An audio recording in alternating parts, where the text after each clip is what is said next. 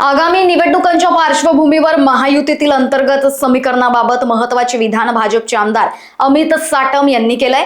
राष्ट्रवादी काँग्रेस पक्षाकडून नवाब मलिक यांना नेतृत्व दिल्यास महायुतीसोबत जाणे शक्य नसल्याची ठाम भूमिका भाजपची असल्याचे त्यांनी स्पष्ट मत व्यक्त केलंय।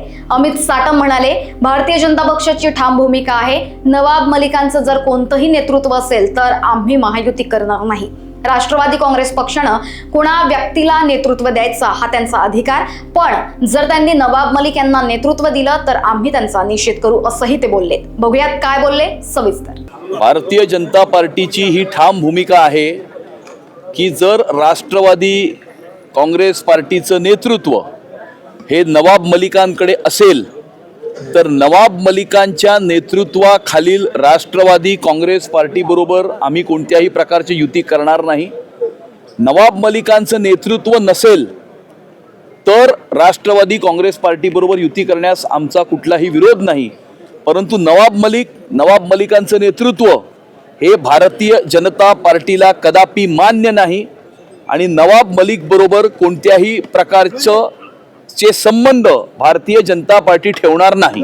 पण याबाबतच्या काही चर्चा पुढे होणार का? नवाब मलिकांना जर बाजूला केलं तर अजित पवारांसोबत राष्ट्रवादी काँग्रेस पार्टीचा तो निर्णय असेल की मुंबई महानगरपालिकेच्या निवडणुकीचं नेतृत्व त्यांनी कोणाकडे द्यावं। आमची भूमिका ठाम आहे, नवाब मलिककडे जर नेतृत्व असेल तर भारतीय जनता पार्टी नवाब मलिकच्या नेतृत्वाखालील राष्ट्रवादी काँग्रेस पार्टी बरोबर कोणत्याही प्रकारची युती करणार नाही, कारण नवाब मलिकवर गंभीर अशा प्रकारचे आरोप आहेत, मनी लॉन्ड्रिंगचे आरोप आहेत, दाऊदशी संबंधाचे आरोप आहेत, राष्ट्रविरोधी देशविघातक शक्तींशी सलोख्याचे संबंध असलेल्या व्यक्तीबरोबर भारतीय जनता पार्टी कोणत्याही प्रकारचे काहीही संबंध ठेवणार नाही। सर, रवींद्र चव्हाणांची आज पीसी झाली, त्यामुळे त्यांनी असं घोषित केलं की एकनाथ शिंदे यांचा पक्ष शिवसेना असेल किंवा भाजपा अनेक ज्या निवडणुका होणार आहेत त्यामध्ये एकत्रित लढतील। जो वाद निर्माण झाला होता नगर परिषदेच्या निवडणुकामध्ये आता तो शमलेला पाहायला मिळतो।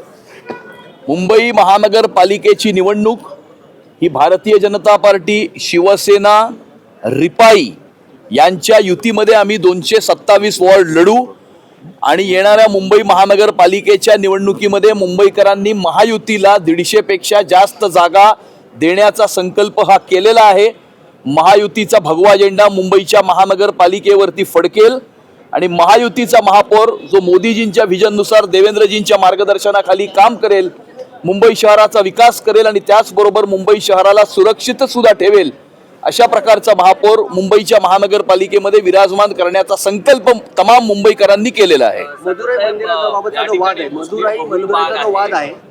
मदुराई मंदिराचा जो वाद आहे यावर महाभियोगासंदर्भात ठाकरेंच्या खासदारांनी देखील ज्या त्या सह्या केल्या आहेत, मात्र काल ज्यावेळेस ठाकरे विधान परिषदेत आले किंवा त्याआधी त्यांनी पत्रकार परिषद घेतली त्यावेळेस त्यांनी सांगितलं की भाजपाने आम्हाला हिंदुत्व शिकवू नये। मदुराई मधील त्या पर्वतावर ज्योत पेटवण्याची एक परंपरा आहे आणि त्या डोंगराच्या जवळ एक दर्गा असून त्या ठिकाणी ज्योत पेटवली जाऊ नये अशा प्रकारची पिटिशन ही कोर्टामध्ये करण्यात आली होती। त्या ठिकाणी मद्रास हायकोर्टनी निर्णय दिलेला आहे की कार्तिकाई दीपमची ज्योत ही त्या ठिकाणी पेटवली जाऊ शकते, ही त्या ठिकाणची परंपरा आहे, प्रथा आहे, संस्कृती आहे आणि कार्तिकाई दीपमच्या बाजूनी निर्णय देणाऱ्या न्यायाधीशाच्या विरुद्ध पार्लमेंटमध्ये इम्पीचमेंटची नोटीस ही डीएमकेनी त्या ठिकाणी मूव्ह केली होती। डीएमकेनी अशा प्रकारे हिंदुत्व विरोधी भूमिका घेणं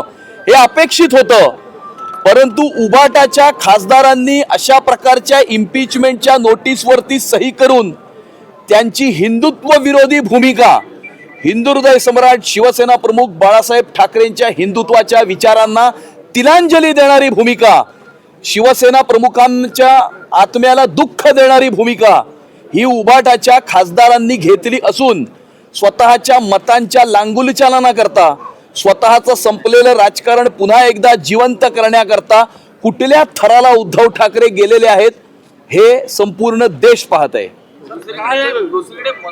बहुल भागांमध्ये जिथे सर्वे करण्यात आले त्यामध्ये जास्त करून शिंदेना पसंती आहे, असे काही बॉट्स आहेत मुंबईतले, हे शिवसेनेला देण्यासंदर्भात काही हरकती आहेत का किंवा भाजपची भूमिका घेईल का? कुठल्याही प्रकारची कुठल्याही विषयावरती भाजप शिवसेना आणि रिपाईमध्ये हरकत नाही. आमचे एकमेकांबरोबर चांगले संबंध आहेत, चांगलं कोऑर्डिनेशन आहे आणि योग्य वेळी 227 वॉर्डांमधल्या कुठल्या वॉर्डावरती कुठल्या पक्षाचा उमेदवार लढेल ही स्थानिक सेंटिमेंट, त्या ठिकाणच्या जनतेची भावना लक्षात घेऊन त्याचा निर्णय करण्यात येईल. परंतु 227 वॉर्डांवरती महायुती लढेल आणि महायुतीचा महापौर विराजमान होईल. सर, रवींद्र चव्हाणांनी सिंधुदुर्गात युती तोडली होती असं निलेश राणे आताही म्हणतात. स्थानिक स्वराज्य संस्थांच्या ज्या निवडणुका असतात त्या निवडणुका या कार्यकर्त्यांच्या निवडणुका असतात. मोठ्या प्रमाणावरती कार्यकर्त्यांचे ॲस्पिरेशन्स या निवडणुकीशी जोडले गेलेले असतात.